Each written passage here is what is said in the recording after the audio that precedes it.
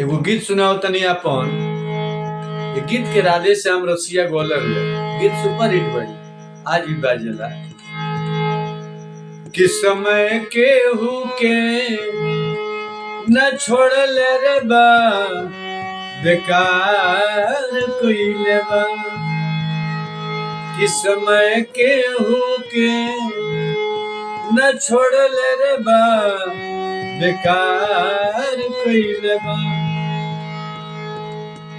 जे जे बनल बीर उनके के, कि जे बनल बीर उनके के, लाचार कइले बारे बारे।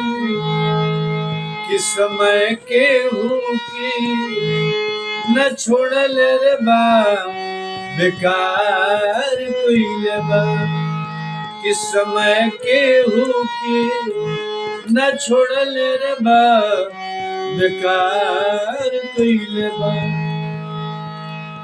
आइल समैया तब बनवास भइल राम के, दशरथ जी सुनले त गइल सुरधाम के। आइल समैया तब बनवास भइल राम के, दशरथ जी सुनले त गइल सुरधाम के। तब पांडे धुरंधर प्रभु के, कि पांडे धुरंधर प्रभु के, कि पांडे धुरंधर प्रभु के, पुकार कइले बारे बारे।